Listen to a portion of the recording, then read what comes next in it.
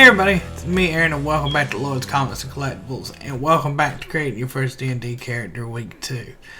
So last week we did a lot of, brainstorming and talking about like the best ways to, or like the pre-stat rolling part of the creation process to give you what I feel like is a much more solid character. This week we're just going to try to cover as quickly as we can the nuts and bolts of character creation as far as rolling dice and all that. This will feel like a lot your first time. Take it slow. Watch this video how many times you need to. There'll be an accompanying article on our WordPress site.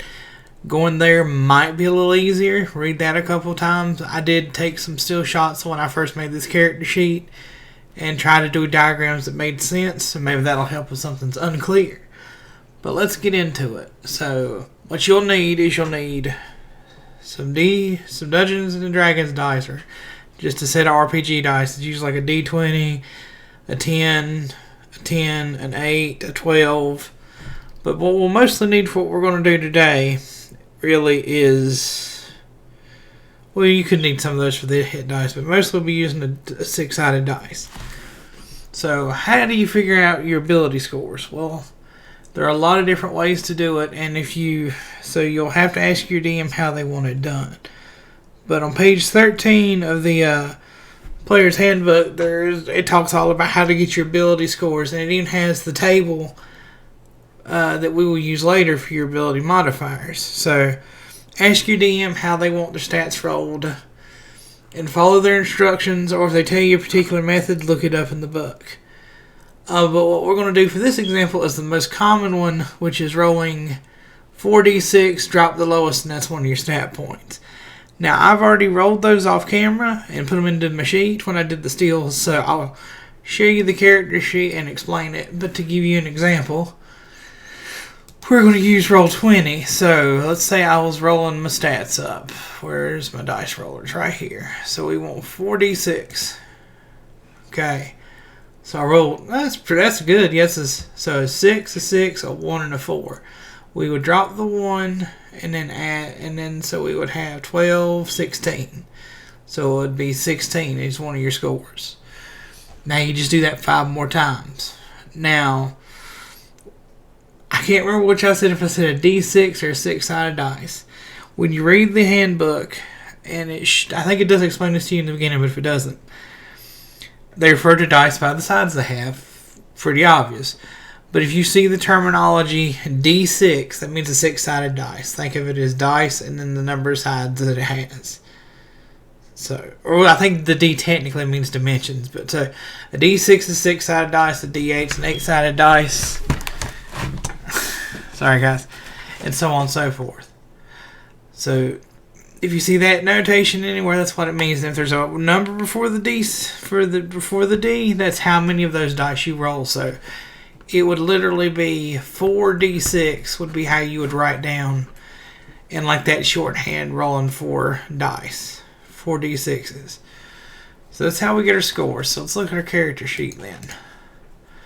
Okay, you see I've already filled this one out. And it's like I said, Lucky Marble Hound. For the case of this, for this tutorial, she will be a dwarf.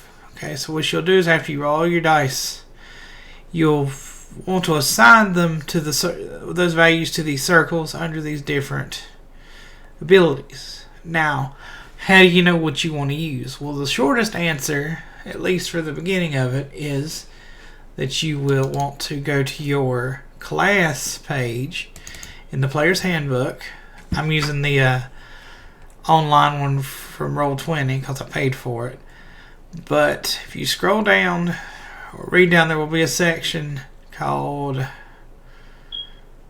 believe it's Fast Build.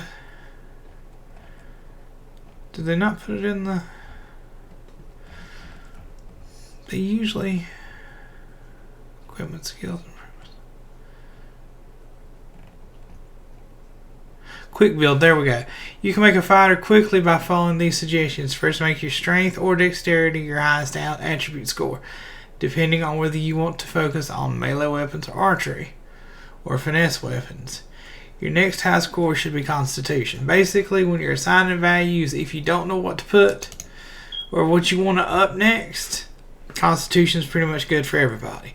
So by that example, we know that we want to up our strength and constitution.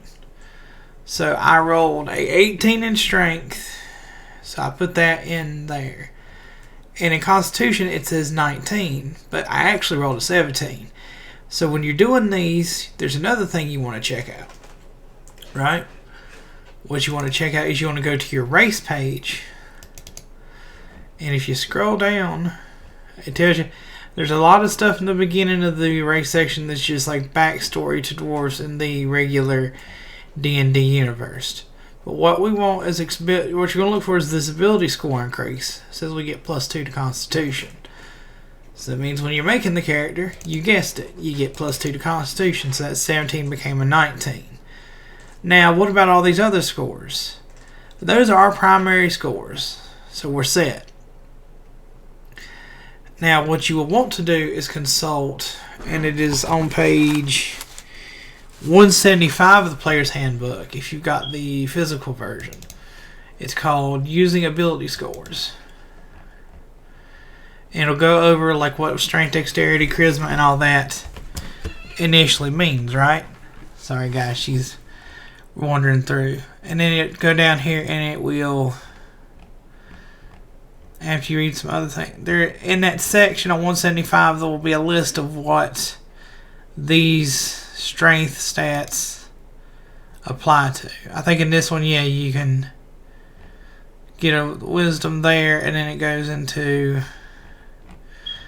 Either way, guys, I know it's on that page. I'm telling you, 175. It will explain what each of your skills mean. And what I mean by skills, I mean these things here. It will explain what acrobatics is. It'll give you examples when you will roll acrobatics. That will help you determine the rest of these stats by basically deciding what you want to be good in over here.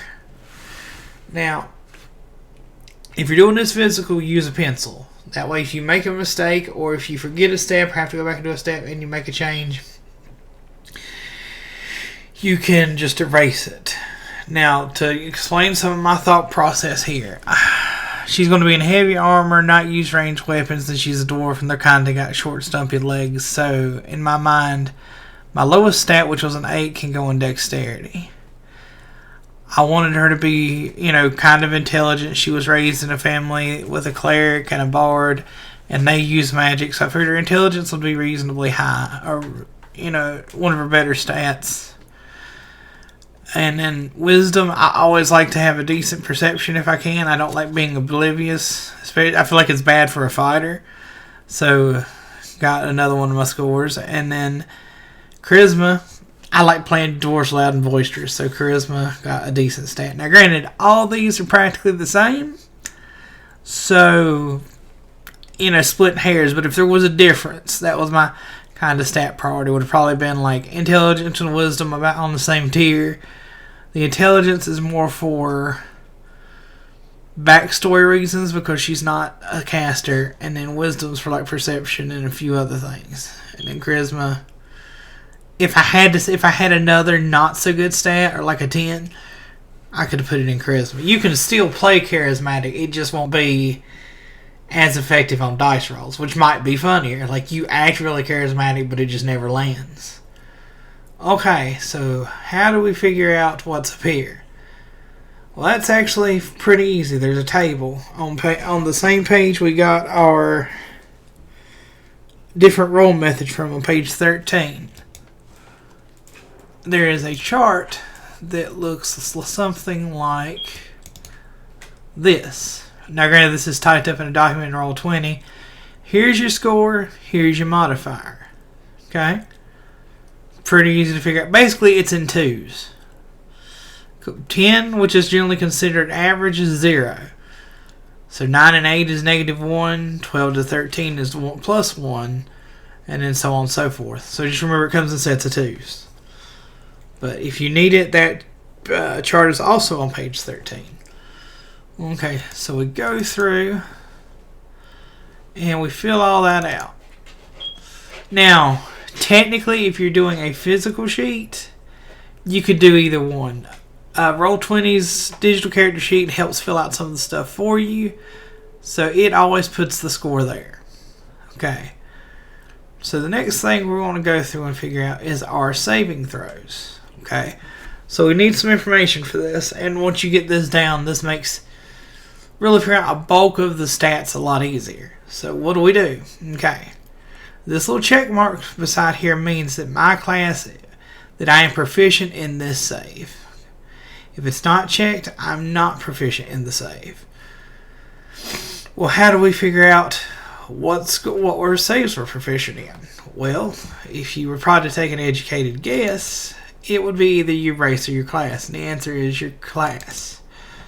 So if you scroll down here, there will be a section called proficiencies, and you will see saving throws. And I can't tell you your particular class page. Look in the table of contents. It's pretty easy to find. But fighters get a proficiency in strength and constitution saving throws, which, if you go back up here, we did. Strength, constitution. Alrighty, so let's put this back. So we know that now. Now what does proficiency mean? Well, if you go back to your fighter page, I didn't mean that to scroll, there will be a table, or your class, there will be a table like this. Here's your proficiency bonus. So any skill or save that you are proficient in, hey babies, you get a +2 at level 1, 2, and 3, 4, and it goes up to 3 at 5. Okay? Simple enough. So that is our proficiency bonus. Okay? So lucky proficiency bonus is 2 because we're doing your level 1 because it's just easier to, if you have it pre-made at level 1, it's easier to scale up if you started a higher level for a campaign. Okay, so now how do we calculate this? We have that we're proficient in these 2 saves. We have a proficiency bonus. Your strength saving modifier is literally your strength modifier 4 plus your proficiency bonus of 2, meaning 6, because we're proficient in it. Now, likewise, we're not proficient in dexterity saves, so it is just your dex modifier. Simple enough. And these will pertain to when something bad happens and you need to resist it, or it's basically the simplest way to put that saves work. Now, how does that work? DM will call for a saving throw. He'll tell you, you look on here, if it goes strength, you roll a d20. Let's say we get a 10. Then you add your 6 to that, so your strength save is 16 in this case. Pretty simple. Seems like a lot. It's not. That's why I tell you guys, 5e is really forgiving. Don't feel overwhelmed with it. Now, while I'm thinking about it, let me explain one other thing. I just thought about this when we were putting our ability scores.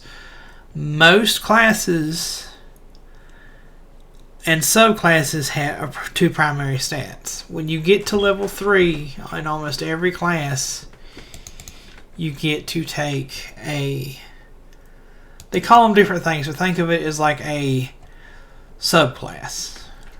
For fighters, it is called, I think, martial archetypes. I think is what they call it. Second wind, action surge. Yeah, martial archetype. So there are 3. Well, there's more than that, but in the basic player's handbook, there's champion, battle master, and one other. Eldritch Knight. Now, why do I bring this up? Okay, martial archetypes. Sometimes your subclass has something that runs off of another stat. Now, as an example, and this is not as big of a deal for a fighter here, but battle master. Battle master. Right here, it will show you your, for casters, it's called your spell casting modifier. For me, it's for my, when he's just a battle master, it's for my maneuver DCs. So be sure to read everything. Go down through the subclass you want to be and make sure there's not another stat that will be important for you. Because like if you're an Eldritch Knight, they have a casting modifier that might be I can't remember what it is, but it's not one of the primary stats. So if you wanted to be able to also get good effect out of your spells, then you would need to save one of your top 3 stats for whatever your spell thing is. So if, like, say if it was wisdom, then I might would have wanted to, well, you probably would have, otherwise why would you pick the subclass? I might would have put the 13 into wisdom. Let's say if that was my spellcasting thing. But we'll cover some of that a bit later. But that's something else to think about initially when you're plugging these in. Okay, now back to what we were talking about. The next thing we need to figure out is our skills. How do we do that? It's exactly the same way we figured these out. If you're proficient in it, you add your proficiency bonus to the modifier. How do you figure out what modifier it is? See this little bit of little thing here beside the parentheses beside the name? That tells you the stats. So acrobatics is dexterity. So it's a +1. Or a -1, sorry. Whereas Arcana, which I am proficient in, and I have an intelligence modifier of 1, so 1 + 2 is 3. Straightforward. Now how do we figure out what skills you're proficient in? This also is pretty similar. You just got to look in a few places. Okay. So the first place that you will find this is in your class section. And hang on, let me back up one page because we don't need to be here for that. You will find a section under proficiencies. That's why they're all grouped together, called skills. Choose 2 skills from acrobatics, animal handling, athletics, history, insight, intimidation, perception, and survival. That means we can pick 2 of these to be proficient in. But before you do this, you get to pick another thing in character creation called your background. Okay? And backgrounds... Sorry, the kitty's going to yell at me. Backgrounds is on page 125 of the player's handbook. I went and looked it up in the digital one. For her, I'm going to pick Sage. Why did I pick Sage? They're generally people that know about history and the arcane, kind of educated. I feel like that fit someone who had been raised in a semi-magical household. Okay, your background gives you quite a few things, but the biggest thing we're worried about here is your skill proficiencies. So it gives me Arcana and History. So we'll remember that. Now, also you might get some extra languages, and you always usually get a little bit of equipment. But we will add all that later. Don't worry about that right now. All we want is the skill proficiency. Okay? Oh, and just to clarify, there will be other things throughout this chapter. Most of it is just to give you ideas of background stuff. There is usually a feature, like researcher or something, that is kind of an ability that you can kind of use passively. So just read the section and you'll know what you need to know. No big deal. But all we want right now are these skill proficiencies. Okay? So we know it was History Arcana. Yeah, History Arcana. Okay. See how this can get confusing? So, okay, History Arcana. Okay, we know from our skills down here, so, why is this important? Why did we look that up? Most DMs do not allow double proficiencies. So, for instance, if I really wanted history, since my background gives me history, I would be better served not taking it as one of the 2 that I can choose because of my skill. Ash, baby, get down. Ash, baby. Sorry, guys. She's playing in the window. I hope that's not too loud. Anyway, since I get it in my background, I'd be better served not taking it as part of the 2 from my class because most DMs do not allow double proficiency. I think there's some things in classes that allow for double proficiency, and since D&D is a rules-based exception system, or an exceptions-based rule system, you can change those if you want to as the DM. But just as a general rule, so we wouldn't take history here because we get it in our background. So that would free up something else we could take here. It's just something to take a look at before you finalize everything. So we go back to our character sheet. As stated before, you do it the same way. If you're proficient, you do whatever its ability score modifier is plus proficiency. Real simple. But this is also why I said look over those using ability scores section where it goes over what each of these is. Because like insight is like how good are you at reading people? Do you want your character to be good at reading people? Religion. Does your character care enough about religion to know like possibly intricate things about different religions? It's important things to the type of character you want to play, so you really should make sure you read that section. Okay, this is actually the bulk of our primary stats done. But we've got a few other things to take care of.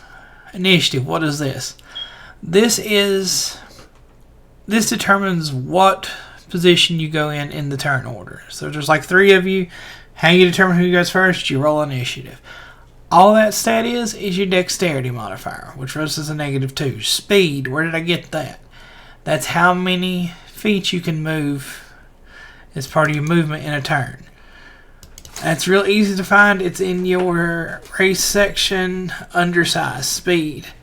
Your base walking speed is 25 feet. Your speed is not reduced by wearing heavy armor. Okay? Simple enough. See, this isn't so bad, guys. Once you get past like this little bit, and since it's the same as your set. Okay, hit points.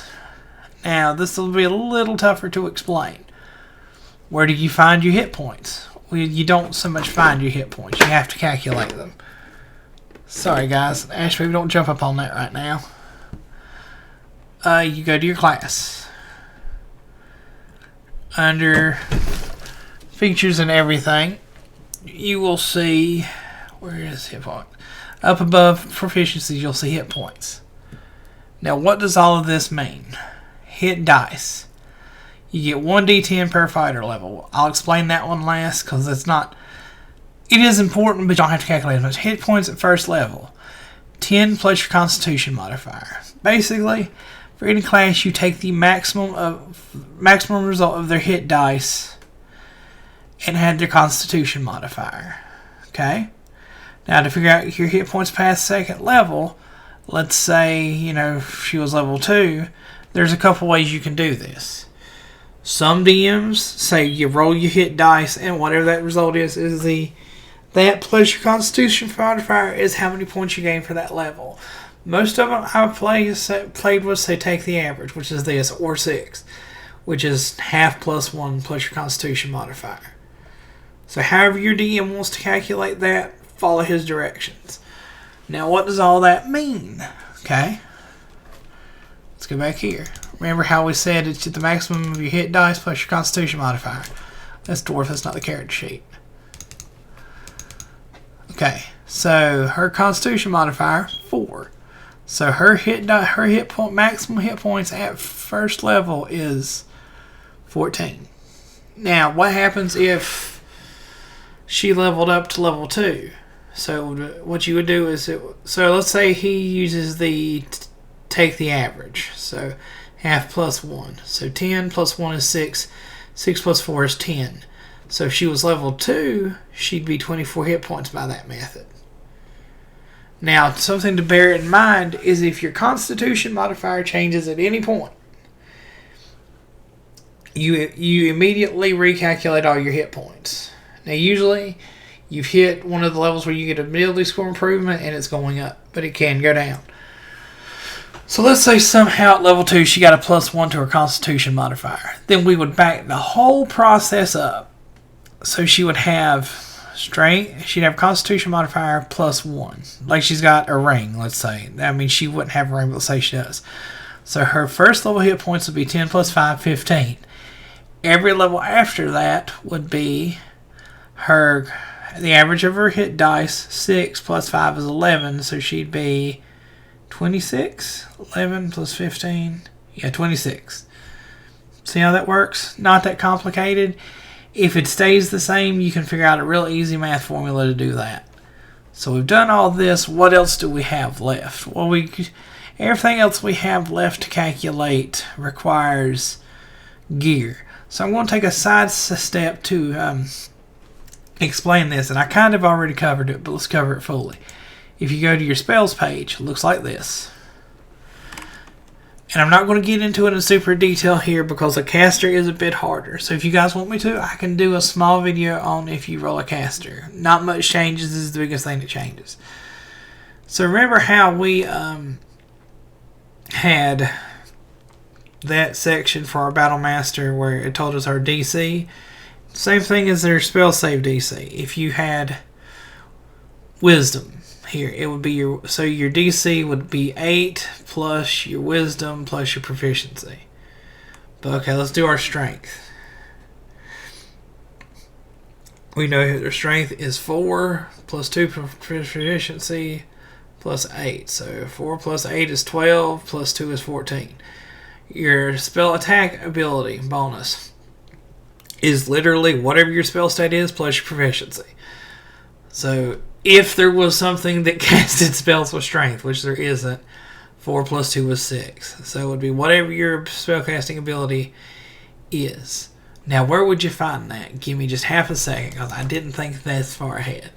Let me go over here real quick to my compendium. Let me pull up, since I was looking at them last night, Druid. D-R-U-I-D, Druid. Druid. Rules, class, Druid. Okay, if you scroll down somewhere in your class section, it'll say something about when you learn to cast spells. I think it's right here, spell casting. So spell casting, you scroll down, and at some point there will be this formula. This is everything I just explained to you. For an example, on an actual caster, Druid's spell casting modifier is Wisdom. So their Wisdom score, so it would be 8 plus their proficiency bonus, so 2 plus their Wisdom score. So whatever their Wisdom score is at first level. Like I said, if you want me to go over it later, I can go over picking spells and some of the differences there. But that is the long and the short of that. Okay? Okay, back to our main character page. How do we figure out this shield number here called AC?